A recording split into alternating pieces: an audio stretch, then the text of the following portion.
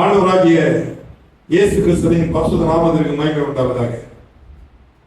இந்த காலை நேரத்தில் ஆராதனைக்கு வந்திருக்கிறவங்க எல்லாரையும் இயேசு கிறிஸ்துவ நாமத்தினால் மிக அன்போடு வரவேற்கிறேன். ஆதியாகமத்தின் புத்தகம் 24வது அதிகாரம் அதனுடைய 1வது வசனத்துல சொல்லப்பட்டிருக்கிறது, ஆபிரகாம் வயது சென்று முதிர்ந்தவனானான், கர்த்தர் ஆபிரகாமை சகல காரியங்களிலும் ஆசீர்வதித்து வந்தார். சிலர் இந்த முதிர்ச்சி வருஷத்துல ஆசீர்வாதத்தை காண முடியாது, யாரும் அவங்களுக்கு முக்கியத்துவம் கொடுக்கவும் கிடையாது. வயசாயிருந்தா தாத்தாவை பிடிச்சிக்கிட்டு போ, பாட்டியை பிடிச்சிக்கிட்டு போ, அது ஏதோ பேசுறீங்க, என்னம்மா உங்களால சும்மா இருக்க முடியாது, அவ்வளவு வயசாகி என்னெல்லாம் பேசுறீங்கன்னு சொல்றாங்க. ஆனா இங்கு சொல்லப்பட்டிருக்கிறது, கர்த்தர் ஆபிரகாமை சகல காரியங்களிலும் ஆசீர்வதித்தார். சகல காரியங்களிலும் ஆசீர்வதிக்கும் தேவனாகிய கர்த்தர், இதான் பிரசன்னத்துக்கு தலைப்பு. சகல காரியத்திலும் ஆசீர்வதிக்கும் தேவனாகிய கர்த்தர். அப்போ ஆபிரகாமை எல்லா காரியத்திலும் ஆசீர்வதித்தார். அவருக்கு முதிர் வயதில் ஆசீர்வதித்தார். ஆபிரகாமின் ஆசீர்வாதம் தான் நம்ம எல்லாருக்கும் இருக்கிறது. ஆபிரகாம் ஆசீர்வதிக்கப்பட காரணம் என்னன்னு சொன்னா, அவனுக்கு ஒரு மேலான காரியம் ஜெபம் இருந்து. ஆதியாகமத்தின் புத்தகம் 17வது அதிகாரம் 1வது வசனத்துல இஸ்மவேலுக்காக ஜெபம் பண்றான். ஆபிரகாம் 99 வயதான போது ஆபிரகாமுக்கு தரிசனமாகி, நான் சர்வ வல்லமையுள்ள தேவன், நீ எனக்கு முன்பாக நடந்து உத்தமனாக இரு. அப்ப இந்த அதிகாரத்தை நீங்க படிச்சுட்டு வந்தீங்கன்னா, இஸ்மவேலுக்கு ஜெபம் பண்றான், கர்த்தர் அவனை ஆசீர்வதித்தார். 12 பிரபுக்கள் அவரிடந்து வராங்க.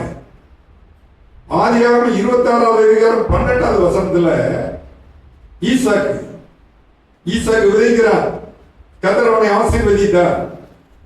அவனுக்கு 100 மடங்கு பலனை கர்த்தர் கொடுக்கிறார்.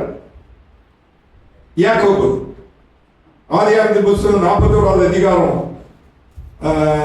43வது வசனத்துல யோசேப்பு, யாக்கோபு கூட யாப்போக்கு நதிக்கரையில இருந்து ஜெபம் பண்றான், கர்த்தர் அவனை ஆசீர்வதித்தார். யோசேப்பு வர்றான், அந்த எல்லா காரியத்திலும் அவனை ஆசீர்வதிக்கிறான். அந்த வாசிமா தன்னுடைய 2ஆம் ரதத்தின் மேல் 41 43 அவனை ஏற்றி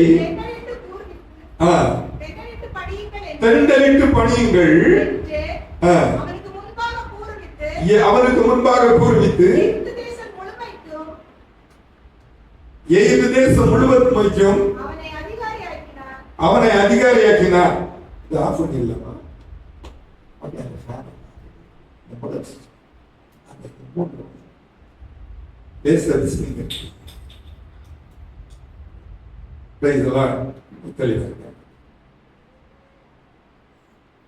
யோசேப்பு ஒரு சிறைச்சாலையில் இருந்தவன். யோசேப்பு தாய் தகப்பன் உதவி செய்யாம இருந்தவன், சகோதரனால உதவி இல்லை. கர்த்தர் அவனை அதிகாரியாக மாற்றினார், ஆசீர்வதித்தார். நீங்க யாராவது வந்துட்டு தேவனுடைய பிள்ளை யாருக்காவது உதவி இல்லை, நீங்க அடிமைப்பட்ட நிலைமையில இருந்தீங்கன்னா அந்த வார்த்தை நம்புங்க. கர்த்தர் உங்களை சகல காரியத்திலும் ஆசீர்வதிக்க விரும்புகிறார். ஆசீர்வாதத்துல 4 முக்கியமான காரியத்தை முதல்ல நான் சொல்லிடுறேங்க. ஒன்று, உலக பிரகாரமான ஆசீர்வாதம். கர்த்தர் நம்முடைய கைகளின் பிரயாசங்களை ஆசீர்வதிக்கிறார். அதாவது முதல் ஆசீர்வாதமே உலக பிரகாரமான ஆசீர்வாதம். அந்த உலக பிரகாரமான ஆசீர்வாதம் எப்படி நீங்க எதிர்பார்க்க முடியும்னு சொன்னா, அதுல ஒரு சந்தோஷம் இருக்கும், அதுல ஒரு சமாதானம் இருக்கும், ஆஸ்தி ஐஸ்வர்யம் எல்லாம் இருக்கும், பிள்ளைகள் நல்ல செழிப்பா இருப்பாங்க, பிள்ளைகள் அறிவுள்ள பிள்ளைகளா இருப்பாங்க. இதுதான் உலக பிரகாரமான ஆசீர்வாதம். இதெல்லாம் இருக்கான்னு பாருங்க. 2வது ஆவிக்குரிய பிரகாரமான ஆசீர்வாதம். முகவுரையா சொல்லிடுறேன், அது பாவ மன்னிப்பு இருக்கு, ஒரு ரட்சிப்பு இருக்கு. இது பெரிய ஆசீர்வாதம். நிறைய பேருக்கு அந்த பாவ மன்னிப்பு நிச்சயமே தெரியாது. ரட்சிப்பை பற்றி தெரியாது. ஆனா கர்த்தர் ஒரு மனுஷனுக்கு இதை கொடுக்கும் பொழுது அவருக்கு ஆசீர்வாதம் உண்டாகிறது. அவனுக்கு பேரை ஜீவ புஸ்தகத்தில் எழுதி இருக்கிறார். நமக்கெல்லாம் நம்பி இருக்கிற என் பேரை ஜீவ புஸ்தகத்தில் எழுதி இருக்கிறார். எழுதினம் மாத்திரமல்ல, வேதத்துள்ள ஆவிக்குரிய பிரகாரமான 9 வரங்களை பற்றி சொல்லப்பட்டிருக்கிறது. 9 அவனுக்கு கொடுக்கிறார். இது ஆவிக்குரிய ஆசீர்வாதம். 9 கனிகளை பற்றி சொல்லப்பட்டிருக்கிறது. 9 அவனுக்கு கொடுக்கிறார். அவனை மேன்மை பாராட்டுகிறார். ஆவிக்குரிய ஆசீர்வாதம். முதல்ல உலக பிரகாரமான ஆசீர்வாதம், 2வது ஆவிக்குரிய பிரகாரமான ஆசீர்வாதம், 3வது உன்னதத்திற்குரிய ஆசீர்வாதம். எபேசியர்கள் நிருபம் 1வது அதிகாரம் அதனுடைய 3வது வசனத்தில் அப்போஸ்தலனாகிய பவுல் சொல்கிறார், நம்முடைய கர்த்தராகிய இயேசு கிறிஸ்துவின் பிதாவாகிய தேவனுக்கு ஸ்தோத்திரம், அவர் கிறிஸ்துவுக்குள் உன்னதங்களிலே ஆவிக்குரிய சகல ஆசீர்வாதனாலும் நம்மை ஆசீர்வதித்திருக்கிறார். விழுந்து போன தூதர்களுக்கு கை கொடுக்கல, ஆபிரகாமின் பிள்ளைகளுக்கு மாத்திரம் இந்த ஆசீர்வாதம் கொடுக்கிறார். இதுதான் உன்னதத்தின் ஆசீர்வாதம். ஆதியாகமம் 1வது அதிகாரம் 26, 27, 28 வசனத்துல ஆதாமையும் அவர் உண்டு பண்ணி அவர்கிட்ட சொன்னாரு, நீங்க பலி பெருகுங்க. அவருக்கு ஏன் இந்த ஆசீர்வாதங்கள் எல்லாம் தருகிறார்னா, நான் அவருக்கு சாயல்ல இருக்கிறேன், நீங்களும் நானும் அவருக்கு சாயல்ல இருக்கணும். ஒரு பிள்ளை பிறந்து வந்தா அந்த பிள்ளைக்கு தகப்பன் தாய்க்கு ஞானம் இருக்குங்க. அர்ச்சனை ஒரு குழந்தைய வச்சிருக்கிறேன், நிறைய ஜோம் பண்ணிட்டு வந்தோம். அந்த பிள்ளைக்கு பாதி தகப்பனுக்கு அறிவு இருக்கும், பாதி தாய்க்கு அறிவு இருக்கும். எல்லாருக்கும் அப்படிதான். எங்க அப்பாவுக்கு குணம் பாதி இருக்கும், எங்க அம்மாக்கு குணம் பாதி இருக்கும். ஆனா நீங்க முழுவதும் ஆண்டுகிட்ட கொடுக்கும் பொழுது இதுக்கு விட மேலான ஞானம் தேவனிடம் இருக்கிறது. அந்த விவேகம் வருது. அந்த தேவ ஞானம் ஒரு மனுஷனுக்குள்ளார வரும் பொழுது உன்னதத்துக்கு ஒரு ஆசீர்வாதனால நடத்தப்படுறான். அப்ப ஆண்டவர் சொன்னாரு, கிறிஸ்துவுக்குள் உன்னதங்களில் ஆவிக்குரிய சகல ஆசீர்வாதனாலும் நம்மை அவர் ஆசீர்வதித்திருக்கிறார். அப்ப இது தெரியணும். முதல்ல உலக பிரகாரமான ஆசீர்வாதம் தெரியணும், ஆவிக்குரிய பிரகாரமான ஆசீர்வாதம் தெரியணும், உன்னதத்திற்குரிய ஆசீர்வாதம் தெரியணும். 4வது நித்திய ஜீவனுக்குரிய ஆசீர்வாதம். 23ஆம் சங்கீதம் 6வது வசனத்துல தாவீது சொல்லுகிறார், நான் கர்த்தருடைய வீட்டில் நீடித்த நாட்களாக நிலைத்திருப்பேன். அப்போ இந்த நித்திய, நம்ம எல்லாரும் நித்திய ராஜ்யத்துக்கு போகக்கூடியவங்க. அதுக்காக தான் இவ்வளவு பிரயாசப்படுறோம். இதை முதல்ல ஒரு தேவனுடைய பிள்ளை தெரியணும். உலக பிரகாரம், ஆவிக்குரிய பிரகாரம், உன்னதத்திற்குரிய ஆசீர்வாதம், நித்திய ஜீவனுக்குரிய. நீங்க விளங்கும்படியா ஒரு சின்ன கதை சொன்னது போல நான் உங்களுக்கு சொல்றேன். இதை நீங்க இதுல முழுமை பெற்றுட்டீங்கன்னு சொன்னா நீங்க ஆசீர்வாதத்தை தேடி போனாது உங்களை தேடி வரும். ஆனா நீங்க இருக்கக்கூடிய இடத்துல நீங்களா இருக்கணும். கர்த்தருக்கு உங்களை ஒப்பு கொடுக்கணும். ஆபிரகாமுக்குள்ள ஆசீர்வாதம் கிடைக்க காரணம் என்ன தெரியுமாங்க? அவருக்கு சிநேகிதனாக இருந்தான். நம்ம யாரையும் நேசிக்கிறோம், அவங்கள்ட்ட அவ்வளவு ரகசியத்தையும் சொல்றோம், குடும்பத்தில் உள்ள ரகசியத்தையும் சொல்றோம். என் புருஷன் இப்படி, என் பிள்ளைகள் இப்படி, உங்கள்கிட்ட இவ்வளவு பேசாம எனக்கு உறக்கமே வரல சொல்லியிருக்கீங்களாங்க? நான் சொல்லியிருக்கேன். அதான் சொல்ல அனுபவம் தானே பேசுவோம். இவ்வளவு சொன்னாதான் எனக்கு ஒரு திருப்தி. ஆனா ஆபிரகாம் அப்படி இல்லை. அவன் எல்லாம் கத்தட்ட சொல்றாங்க. அவனுக்கு மகனுக்கு ஒரு பொண்ணு பார்க்க போறான். அந்த வீட்டில் அவன் தான் இருக்கிறான். அவனே ஒருவேளை இவன் தான் எனக்கு சுதந்திரவாளியான்னு நினைச்சேன். இல்லை, எனக்கு தருவேன்னு சொல்றான். நீ என் இனத்துக்கு போ, என் தேசத்துக்கு போ. இந்த ஆவிக்குரிய தேவனுடைய பிள்ளைக்கு ஆவிக்குரிய அனுபவத்தை சொல்லப்பட்டது. இவன் சொல்றான், அந்த பொண்ணு ஒருவேளை ஏன் கூட வரல, தாய் தகப்பன் சொல்றாங்க பையனுங்க கூட்டிட்டு வா அப்படி சொன்னா நான் என்ன செய்யணும்? அப்படி வராது, என் கடவுள் உனக்கு உதவி செய்வார். எப்படி வச்சிருக்கிறான் பாருங்க. நம்ம எதிர்பார்ப்பு செய்யறோம். சோ உன்னதத்திற்குரிய ஆசீர்வாதம் நமக்கு வேணும். நித்திய ஜீவனுக்குரிய ஆசீர்வாதம் வேணும். நித்திய ஜீவனுக்குரிய ஆசீர்வாதம் 2 இருக்கு. 35ஆம் சங்கீதம், இந்த ஏசாயா தீர்க்கதரிசியின் புத்தகம் 35வது அதிகாரம் 10வது வசனத்துல நித்திய மகிழ்ச்சி படிமா, கர்த்தரால் மீட்கப்பட்டவர்கள் திரும்பி ஆனந்த களிப்புடன் பாடி சீயோனுக்கு வருவார்கள். நித்திய மகிழ்ச்சி தலைமையில் இருக்கும், சந்தோஷமும் மகிழ்ச்சியும் அடைவார்கள், சஞ்சலமும் தவிப்பும் ஓடி போகும். அப்போ இந்த நித்திய ஆசீர்வாதம் இருக்குல்ல, அதுல வந்து சஞ்சலமே கிடையாது.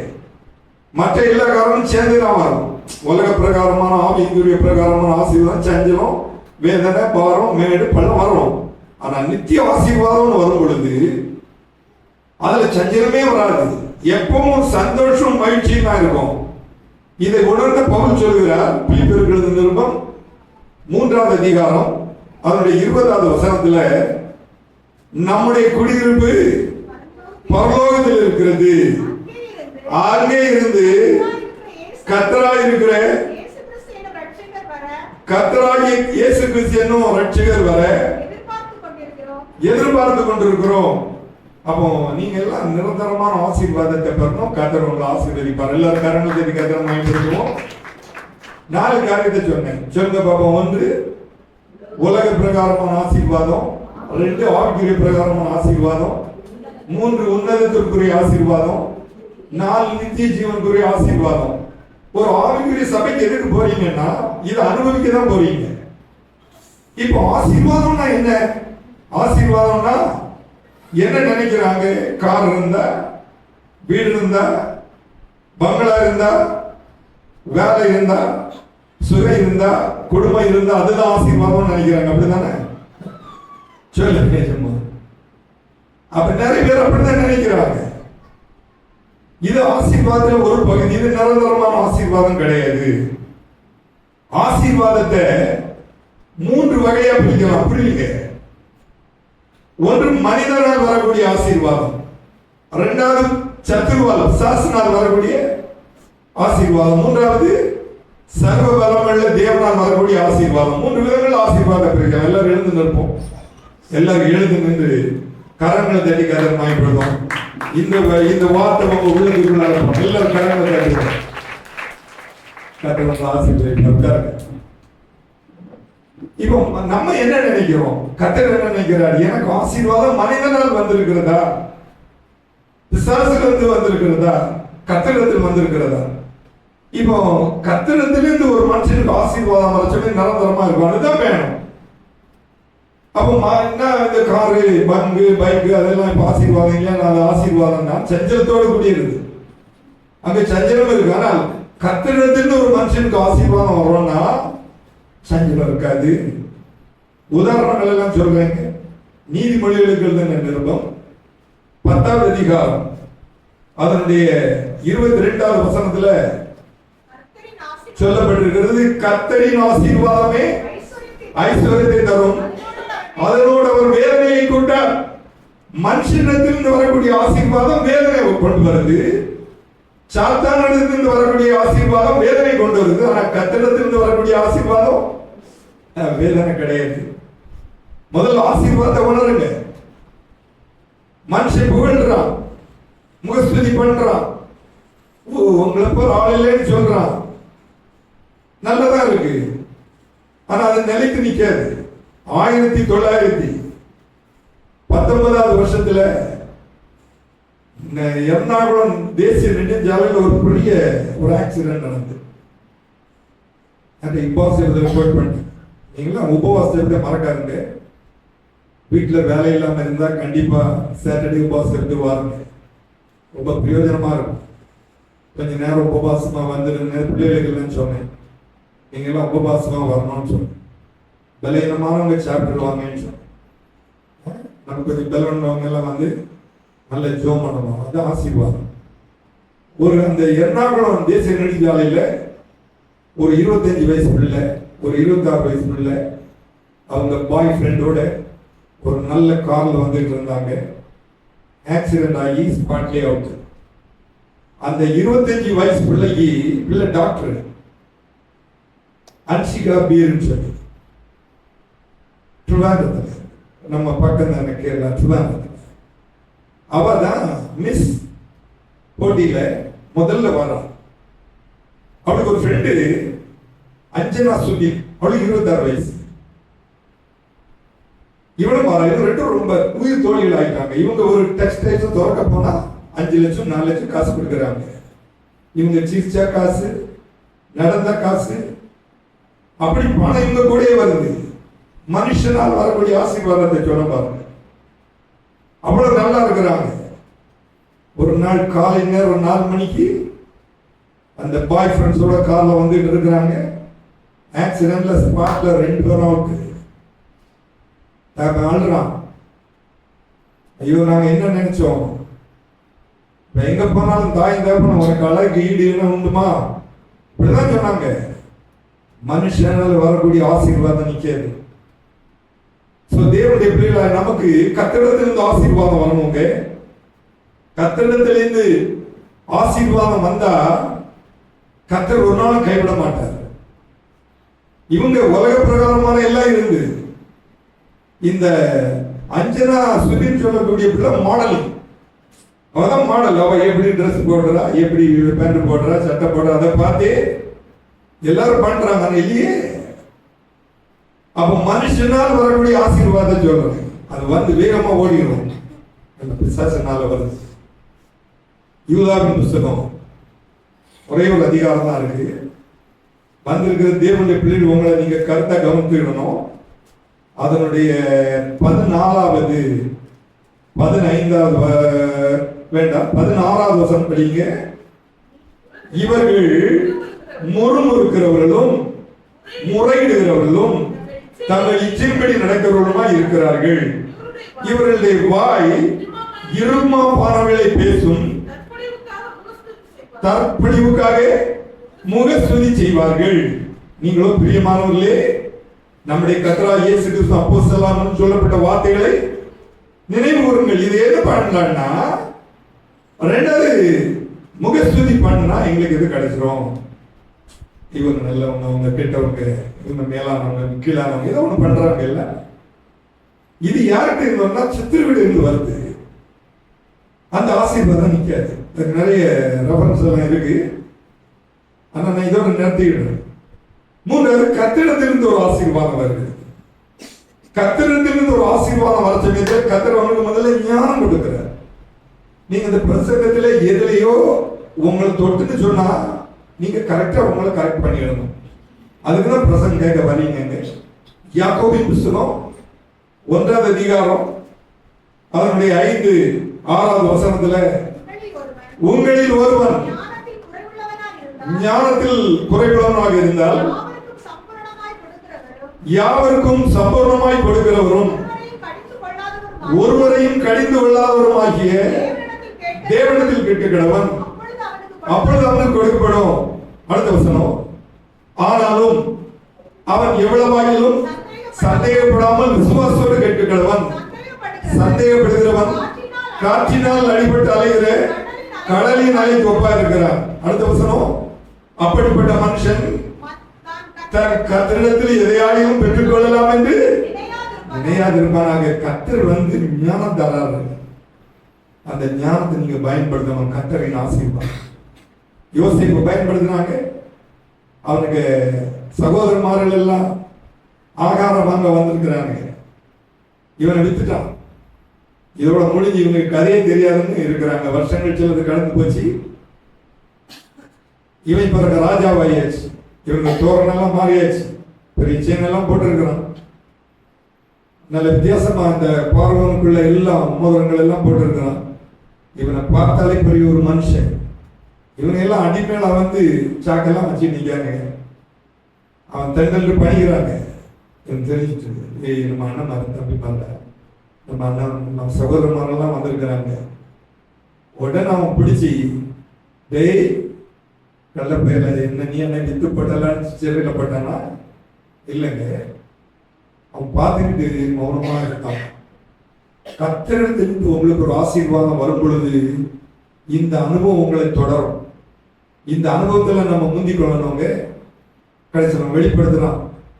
அதுக்குள்ள முன்னால பின்னால உள்ள சரித்திரங்கள் எல்லாம் உங்களுக்கு தெரியும். எல்லாரும் வெளியே போக சொல்றான். போட்டு அழுறான். நீங்க அடிமையா விட்டு போட்ட யோசேப்பு, நான் எப்படி இருந்தேன்னு கொஞ்சம் அந்த சீனை யோசிச்சு பாருங்க. எல்லாம் திகைக்கிறாங்க. இவனுக்கு எல்லாம் பயப்படுறாங்க. ஏன்னா இவனு தப்பு தப்பா பேசிட்டு இருக்காங்க. இவன் நம்ம கொல்லுருவோம், இவனுக்கு வசதியில் ஒரு ஆட்டை அடிப்போம், அதை புரட்டி தகப்பன்ட்ட கொண்டு போவோம். இப்படி எல்லாம் திட்டம் போட்டு அந்த மாதிரிலாம் இப்ப வந்து இவனுக்கு முன்னால பணிகிறானுங்க. எங்களுக்கு ஆகாரம் கொடு. அவன் சொன்னா, ஜீவ கத்தனையாக என்னை கத்தருங்க அனுப்பி இருக்கிறாரு, பயப்படாதுங்க. எங்க அப்பா உயிரோடு இருக்கிறாரா? கத்தரின் ஆசீர்வாதங்க. கத்தர் யோசேப்போடு இருந்தார், அவன் காரி சித்தோடனா காணப்பட்டான். கத்தர் அவனை தேசத்துக்கு அதிகாரியாக மாற்றினார். அந்த தேவன் தான் நம்முடைய தேவன், உங்களையும் மாற்றினார். எனவே அருமையான தேவனுடைய பிள்ளைகளே, கர்த்தருடைய ஆசீர்வாதத்துக்காக பிரயாசம் எடுப்பது. மனுஷனால் வருகிறது, சாத்தானால் வருது நிற்காது. பெரிய பெரிய மாடலிங், பெரிய பெரிய அழகினால் எல்லாம் மனுஷன் வந்து போயிட்டு, ஆனா கர்த்தர் கொடுக்கிற ஆசீர்வாதத்துல நிரந்தரமான சந்தோஷம் இருக்கா, நிரந்தரமான சமாதானம் இருக்கும். கர்த்தரின் ஆசீர்வாதத்துல பயம் இருக்காது, சஞ்சலம் இருக்காது, வேதனை இருக்காது. எல்லாம் நமக்கு வரணும். நீங்க உங்களை ஆயத்தப்படுத்தணும். தேவ சமூகத்தில் வந்திருக்கிறீங்க, ஒரு சின்ன பிரசங்கத்தை கேட்டு போறீங்க, சகல ஆசீர்வாதமும் தேவனாகிய கர்த்தரால் உங்களுக்கு கிடைக்கும். ஒரு 1ஆம் தேதி நல்ல பிரசங்கத்தை கேட்டீங்க. நீங்க இந்த அனுபவத்தில் கர்த்தருக்கு ஆசீர்வாதம் போதும் வந்துட்டீங்கன்னா, உங்க குடும்பம் நீங்க வற்றாத நீரூற்றா இருப்பீங்க. இந்த வாக்கு தத்தங்க ஒரு நாளும் பயன்படுத்துங்க. நீங்க வற்றாத நீரூற்றை போல் இருப்பாய். நமக்கு அதான் வேணுங்க. சில நேரத்தில் நீங்க ஏமாற்றப்படுறீங்க, சில நேரத்தில் துக்கப்படுறீங்க, சில நேரத்தில் பாரப்படுறீங்க. ஆனா கர்த்தர் உங்களுக்கு பின்னால் இருந்து தாங்குகிறார். எந்த மனுஷன் எனக்கு மனுஷன்ட்டு வரக்கூடிய ஆசீர்வாதமும் சாத்தாட்ட இருந்து வர்ற ஆசீர்வாதம் முக்கியம் இல்லை, என் கடவுள்கிட்ட இருந்து வரணும். தன்னை ஒப்பு கொடுக்கும் பொழுது கர்த்தர் எல்லா நிலைமையும் ஆசீர்வதிக்கிறார். எல்லாரும் கரங்க தெரிவிக்க பயன்படுத்தணும். ஆபிரகாமு கொடுத்த 3 ஆசீர்வாதத்தை சொல்லி நான் என் வார்த்தையை முடிக்க ஆசைப்படுகிறேன். நேரம் நமக்கு நிற்காது, ஆனா நீங்க எல்லாம் பயன்படுத்தணும். இதை கேட்டுட்டு போய் வாழணும். முதல்ல கர்த்தர் அவனை ஆசீர்வதிக்கிறார். ஆதியாகமத்தின் புத்தகம் 13ஆவது அதிகாரம் 16வது வசனத்தை படிங்க. உன் சந்ததியை பூமியின் தூளை போல பெருக பண்ணுவேன். ஒருவன் பூமியின் தூளை என்ன கூடுமானால் உன் முதல் ஆசீர்வாதம். முதல்ல கர்த்தர் ஆபிரகாமை ஆசீர்வதித்தார். சரீரம் பலவீனப்பட்டு சாராளுடைய கர்ப்பம் செத்து போச்சு, ஸ்திரீகளுக்குள்ள வழிபாடெல்லாம் முடிஞ்சு போச்சு. குழந்தை பிறக்கிறதுக்கு எந்த சாத்தியக்கூறும் இல்லை. கர்த்தர் கொடுக்கிற ஆசீர்வாதத்தை பாருங்க. தம்முடைய வல்லமையினால் அவனுடைய சரீரத்தில் புதிய பலனை கொடுத்தார், சாராளுக்கு புதிய பலனை கொடுத்தார். 2 பேரும் முதிர்ந்த வயது. அவங்க சரீரத்தை உயிர் பெற செய்துவிட்டு கர்த்தர் சொல்கிறார், உன் சந்ததி பூமியின் தூளை போல பெருகப்படுவேன். நீங்க யாரோ ஏதோ ஒரு காரியத்தில் பாதிக்கப்பட்டிருமா, அவ்வளவுதான். எனக்கு முடிஞ்சுன்னா இன்றைக்கு நம்புங்க. இல்ல முடியல, ஏதோ கடன்ல சிக்கி இருக்கிறீங்க, நெருக்கப்பட்டு போயிருக்கிறீங்க, நிந்திக்கப்பட்டு போயிருக்கிறீங்க. ஆனா இந்த வார்த்தையை நம்புங்க. பூமியின் தூளை போல பெருகப்படுவேன். பூமியின் தூளை யாரும் எண்ண முடியாதுங்க. கர்த்தர் சொன்னதெல்லாம் இன்றைக்கு நம்ம பார்க்கிறோம். 2வது ஆசீர்வாதம் ஆதியாகமத்தின் புத்தகம் 22வது அதிகாரம் 17வது வசனம். நான் உன்னை ஆசீர்வதிக்கவே ஆசீர்வதித்து உன் சந்ததியை வானத்து நட்சத்திரங்களை போலவும் கடற்கரை மணலை போலவும் பெருகவே பெருக பண்ணுவேன். 2-3 ஆசீர்வாதம் இதுல வருது. முதல்ல எப்படி சொன்னாரு?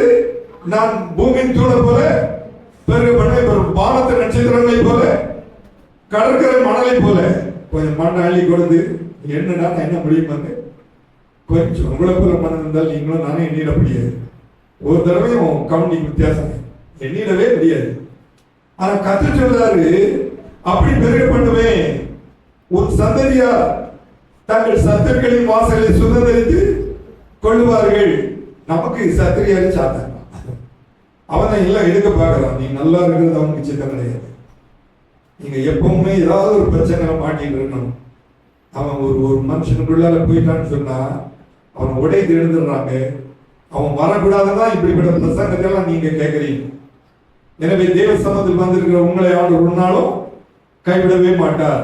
நம்ம அவரை விசுவாசிக்கணும். முதல்ல நான் உன்னை ஆசீர்வதிப்பேன். நீங்க இதை வச்சு ஜோம் பண்ணணும். ஆபிரகாமை ஆசீர்வதித்தார், என்னை ஆசீர்வதிக்கும்.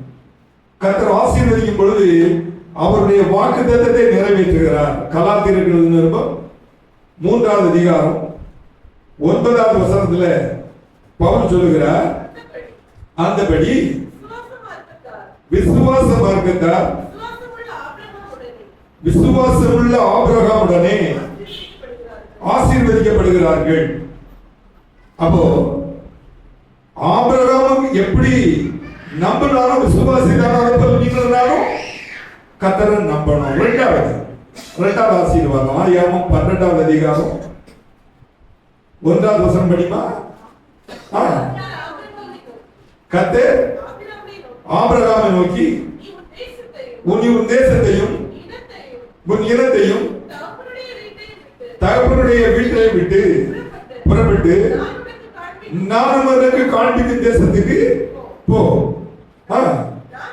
நான் உன்னை பெரிய ஜாதி ஆக்குவேன். எல்லாரும் கரங்களை பயன்படுத்துவோம். 2வது ஆசீர்வாதம், உன்னை பெரிய ஜாதி ஆக்குவேன்.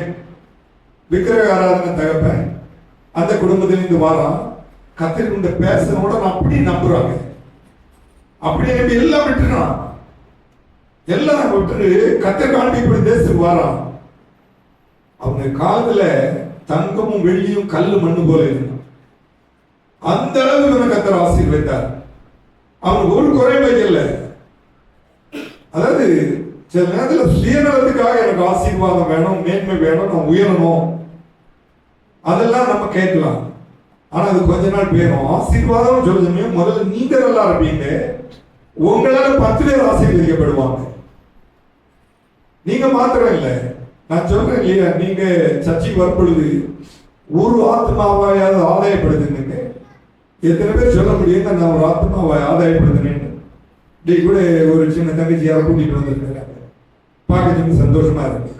ஒரு வார்த்தை கேட்கிறாங்க இல்ல, ஒரு நாள் முளைக்கும் பலம் தருவாங்க. நமக்கு அந்த 2 காலத்தை தந்திருக்கிறாருங்க. 2 காலத்தை வச்சு ஆண்டோட கேட்கணும், ஆண்டவரே நான் ஆசீர்வாதமா இருக்கணும், என்னை நீ ஒரு பெரிய ஜாலியாக்கணும், என் குடும்பத்தை ஆக்கணும். நம்ம சில நேரத்தில் விட்டுறோம்.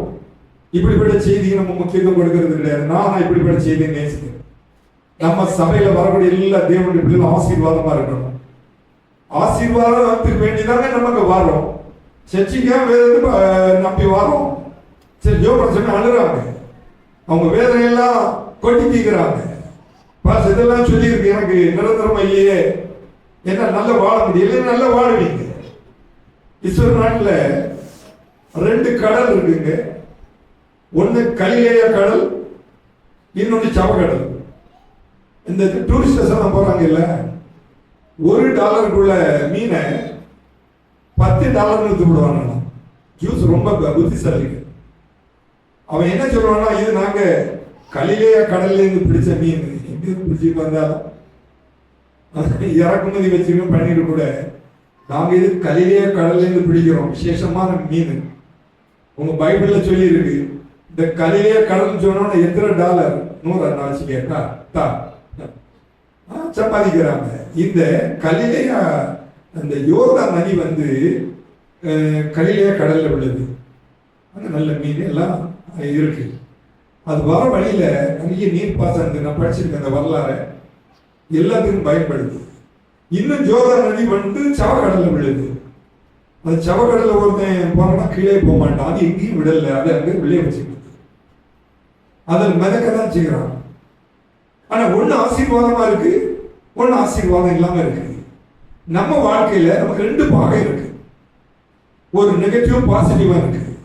நீங்க ஆசீர்வாதம் மேல வைக்கணும், ஆசீர்வாதம் வைத்து கேட்கணும், என்னை என் குடும்பத்தை ஆசீர்வதிங்க ஆண்டவரே, என் பிள்ளைகளை ஆசீர்வதிங்க ஆண்டவரே. நம்ம இந்த காரியத்தை முன்னால வைக்க சமயத்துல கர்த்தர் என்ன செய்யறான், நம்முடைய மன விருப்பத்தின்படியே நமக்கு தருகிறார். இயேசுவான உலகத்துல நீங்க அனைவருக்கும் ஆசீர்வாதமா இருப்பீங்க, கேட்காம ஒரு காரியம் வராதுங்க. நீங்க மாத்திரம் ஆசீர்வாதமா இருந்தா போதாது, ஒரு தாய் தாப்பன பிள்ளைகளும் ஆசீர்வாதமா இருக்கணும். நான் மாத்திரம் ஆசீர்வாதமா இருந்தது போது என் பிள்ளைகளும் ஆசீர்வாதமா இருக்கணும், நீங்க ஆசீர்வாதமா இருக்கணும். பிரசங்கமே அதுதான். நீங்க இதை எடுத்துட்டு போய் பயன்படுத்துங்க. வீட்டுல சும்மா இருக்க பேசுங்க, புருஷன் மனைவி பேசுங்க. இதெல்லாம் சின்ன பிரசனம், இது ரொம்ப டீப் பிரசனம் இல்லை, ரொம்ப எளிதா புரியக்கூடிய பிரசனம், உங்களை உயர்த்தக்கூடிய பிரசனம். இயேசு இந்த உலகத்தில் இருந்தார், சப்பானியை நடக்க பண்ணினார், பார்வை இல்லாதவனுக்கு பார்வை கொடுத்தார், அவருடைய யார் யார் வந்தாலும் எல்லாருக்கும் கொடுத்தாருங்க. ஒரு காட்டத்தி மரத்தில் ஒருத்தன் ஒழிச்சிருந்தான். சகை இறங்கி வா, இன்றைக்கு நான் உன் வீட்டில் தங்கணும்னு சொன்னாரு. 38 வருஷம் ஒருத்தனுக்கு வியாதி, படுக்கை எடுத்துக்கொண்டு நடைன்னு சொன்னார். என்ன அற்புதங்கள் செய்தார், அநேருக்கு ஆசீர்வாதமாக இருந்தார். எனவே உங்களிடம் கத்தர் அதுதான் எதிர்பார்க்கிறார். ஒவ்வொரு சகோதரமார்களும் ஒவ்வொரு சகோதரிமார்களும் நீங்களும் ஆசீர்வாதமா இருக்கணும், மற்றவர்களையும் ஆசீர்வாதங்களை நடத்தணும். அப்போஸ்தலர்களின் புத்தகம் 10வது அதிகாரம் அதனுடைய 38வது வசனத்துல ஆண்டவராகிய இயேசு கிறிஸ்துவை குறித்து சொல்லப்பட்டிருக்கிறது. நசரேயனாகிய இயேசுவை தேவன் பரிசுத்த ஆவியினாலும் வல்லமையினாலும் அபிஷேகம் பண்ணினார். தேவன் அவருடனே கூட இருந்தபடியினாலே அவர் நன்மை செய்கிறவராயும் பிசாசின் வல்லமையில் அகப்பட்ட யாவரையும் குணமாக்குறவராக சுற்றி திரிந்தார். நீங்க எல்லாரும் நன்மை செய்யணும். ஒரு சின்ன பலவீனம் வந்தனா ஆண்டவரை நம்பணும். நீங்க கர்த்தரை மாத்திரம் விசுவாசிக்கணும். உலகத்தின் காரியங்கள் எல்லாம் உங்களுக்கு ஓரளவு தெரியும். நம்ம வாழ்கிற காலம் கடைசி காலம். ஆண்டவராகிய இயேசு சீக்கிரம் இந்த உலகத்துல வரப்போறார். அவர் வருகிறதுக்கு முன்னால் என்னென்ன சம்பவம் நடக்குமோ எல்லாம் நடக்குங்க. உலகத்திலேயே பணக்கார நாடு எதுவும் தெரியுமாங்க? அமெரிக்க ஐக்கிய நாடு. நம்ம இந்திய தேசம் போல எத்தனையோ மடங்கு பெருசு. அதுல லாஸ் ஏஞ்சல்ஸ் ஒரு பட்டணம் இருக்கு. இந்த ஹாலிவுட்ஸ் எல்லாம் அங்கதான் இருப்பாங்க. யூடியூப்ல எல்லாம் நீங்க பார்த்துருப்பீங்க. பச்சை எரியுதுங்க. 140 கிலோமீட்டர் வேகத்துல காற்று அடிக்கி ஒருத்தர் விளையாட்டு போல ஒரு பிள்ளைகள்லாம் விளையாடுவாங்கல்ல, இப்போ நெருப்பு வைக்க அவன் அப்படி ஜெயில போட்டிருக்கிறாங்க. ஒருத்தர் சொல்றாங்க மின் கம்பி அளந்து வந்து காட்டுல அதுல தீ பிடிச்சிட்டுன்னா ஒருத்தரும் இல்லை, 2 லட்சம் ஜனங்கள் அந்த லாஸ் ஏஞ்சல்ஸ் வந்து வெளியே போறாங்க. சாதாரணமான ஆட்கள் இல்லை, பெரிய பெரிய பணக்காரங்க. நீங்க கர்த்தரின் ஆசீர்வாதத்தில் இருந்தாலும் நம்ம எல்லாம் உண்மையிட்டே இந்த மாவட்டத்தில் கொடுத்து வைத்தவங்க இப்படி நமக்கு நல்ல பாதுகாப்பை தந்திருக்கிறார் இல்லையா, நமக்கு நல்ல வசதி வாய்ப்பை தந்திருக்கிறார் இல்லையா, அதற்கு ஸ்தோத்திரம். அங்க இருக்கிறவங்க அப்படி இல்லை, வேறதான். நாங்க பெரிய இடத்துல இருக்கிறோம், இன்னைக்கு வீடு இல்லை, வசதி இல்லை, சாப்பாடு இல்லை, நீங்க முகாம்கள்ல இருக்கிற. இப்போ ரஷ்யாவுக்கும் இன்னொரு நாட்டுக்கும் பயங்கரமா உக்ரைனுக்கும் சண்டை நடக்குது. அங்க ஒரு பொண்ணு ஒரு ஃபேக்டரி நடத்திக்கிட்டு இருக்கிறார், நல்லா படிச்சிருக்க தாய் தாப்புன்னு சொல்றாங்கம்மா எல்லா காசு வித்துதார், நீ அங்க போய் செட்டில் ஆயிரு. அந்த பொண்ணு எல்லாம் விற்கிற எல்லாம் அப்ளை பண்ணி அமெரிக்க நாட்டில் லாஸ் ஏஞ்சல்ஸ் வந்து செட்டில் ஆகிறார். சமீபத்தில் நடந்த உண்மை பேட்டி கேட்கறது இந்த அம்மா சொல்ற, இந்த பிள்ளை சொல்றப்ப அழகா இருக்க. அங்க என்னாச்சுன்னா அங்க ஒரு வேலையும் பார்க்கலாம். ஏன்னா இவளுக்கு நிறைய டாலர்லாம் கொண்டாங்க சேகரித்து வச்சாச்சு. திடீர்னு இந்த காட்டுல அவ வாங்கின இடம் எல்லாம் போச்சு, வீடெல்லாம் போச்சு, எல்லாம் போச்சு, அவளுக்கு செடிகள் எல்லாம் போச்சு. அழுறா. கேட்கிறாங்க என்னம்மா என்ன ஆச்சு அப்படின்னா, இந்த நாட்டை நம்பி வந்தீங்க, எனக்கு எல்லாம் போச்சு, நீ என்ன செய்ய போற அப்படின்னு ஆரம்பிக்க போறேன். நான் நம்புறேன் மறுபடியும் மேல வரணும். எத்தனை பேர் சொல்ல முடியுங்க? கர்த்தர் நன்மை செய்கிறவராக சொல்லி தெரிந்தார். கர்த்தரின் ஆசீர்வாதம் ஐஸ்வர்யம் அவர் ஒருவரையே நம்பி நீங்க நன்மை செய்றீங்கன்னு சொன்னா தீமையான ஒன்றிலும் தேவர் அகப்படுத்த மாட்டார். 90 வயசு ஒரு ஃபார்மர், ஒரு விளக்காரர், 5000 ஸ்கொயர் ஃபீட்ல ஒரு வீடு, அழகான தோட்டம். சமீபத்தில் ஒரு வருஷத்துக்கு நல்ல மழை பெய்யுது. இப்ப மழை ஒன்றும் இல்லையா, கொஞ்சம் அங்கங்க கரிஞ்சு இருக்கு. 140 கிலோமீட்டர்ல காற்று அடிச்சுன்னு சொன்னா யாரை தாக்கு பிடிக்க முடியுமாங்க? 100 கிலோமீட்டருக்கு மேல வண்டியில இப்ப கார் வச்சிருக்கிறவங்களுக்கு எல்லாம் தெரியும். நீங்க ஓட்டிட்டு போனீங்கன்னா கிச் கிச்சுன்னு ஒரு சத்தம் கேட்கும். உன் கண்ட்ரோல், நீ வேகமா போறாங்க. இதை விட 100 அப்படம் தூக்கிட்டே ஓடுது. கார்கள் எல்லாம் விட்டுட்டு ஓடுறாங்க ஆணும் பெண்ணும். அவ்வளவு காரம் தீல போகுது, உடமைகள் எல்லாம் போகுது. இன்னைக்கு எந்த மனுஷனுக்கும் பாதுகாப்பு இல்லை, கர்த்தருடைய பிள்ளைகளுக்கு மாத்திரம் பாதுகாப்பு. எனவே நீங்க பயன்படுத்தணும். ஆசீர்வாதம் தேவனிடத்திலிருந்து வரணும். ஆசீர்வாதம் தேவனிடத்திலிருந்து வரும் பொழுது இப்படிப்பட்ட எந்த சூறாவளியும் உங்களை தொடாது. வேதத்தில் சொல்லப்பட்ட உன்னை தொடுகிறவன் என் கண்மணியை தொடுகிறான். கண்டிப்பா கர்த்தர் உங்களை ஆசீர்வதிப்பார். அந்த ஆசீர்வாதம் வேணும். 3 முறை ஒரு காரியம் சொல்லியிருக்கேன். பூமியின் வம்சங்கள் எல்லாம் உனக்குள் ஆசீர்வதிக்கப்படும் என்று சொன்னார். ஆதியாகமத்தின் புத்தகம் 17வது அதிகாரம் 5வது வசனம் படிமா. இனி உன் பேர் ஆபிரகாம் என்னப்படாமல் நான் உன்னை திரளான ஜனங்களுக்கு தகப்பனாக ஏற்படுத்தினபடியால் உன் பேர் ஆபிரகாம் என்னப்படாமல் என்னப்படும்.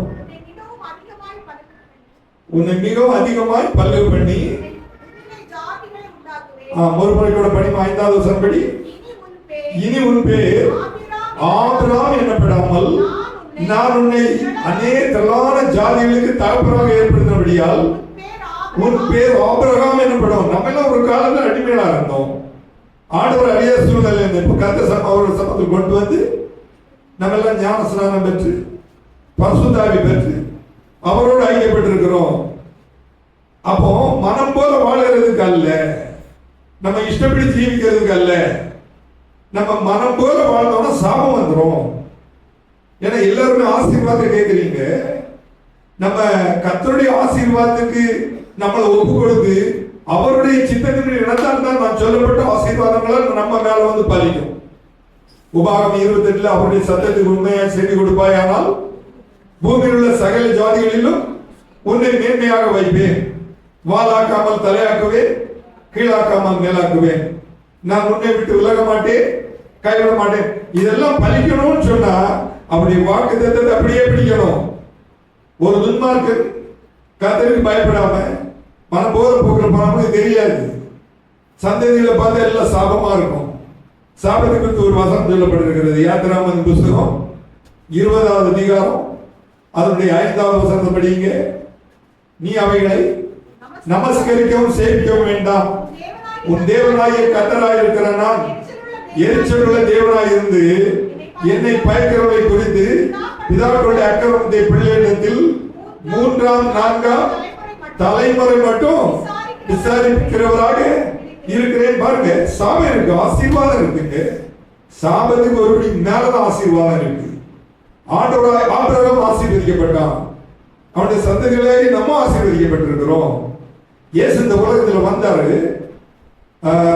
ஆண்டு வந்து 42வது தலைமுறையில ஆபிரகாமுக்கு 42வது தலைமுறையில் ஆண்டவராகிய இயேசு கிறிஸ்து ஒரு மனுஷனாக இந்த உலகத்தில் வர. ஆபிரகாமுக்கு பிறகு தாவீது ராஜாவாகிறான், சாலமோன் ராஜாவாகிறான், யெரொபெயாம் ராஜாவாகிறான். இவங்க எல்லாம் ஓரளவு கடவுள் பயந்து இருந்தாங்க. அதன் பிறகு வந்தவங்க எல்லாம் பயப்படல. இஷ்டம் போல நமஸ்கரிக்க வாசிங்கல்ல, நமஸ்கரிக்கவும் அவங்களுக்குன்னு ஒரு கடவுளை உண்டு பண்ணி நமஸ்கரிக்க ஆரம்பிச்சாங்க. தேசம் எல்லாம் சின்ன பின்னமாச்சு. இன்றைக்கு வரை நல்ல ஆசீர்வாதமா இருக்க வேண்டிய அந்த நாட்டில் குறைவு இருக்கிறது. சாபருக்கு ஏன் தெரியுமா? ஆண்டவர் விட்டுட்டாங்க.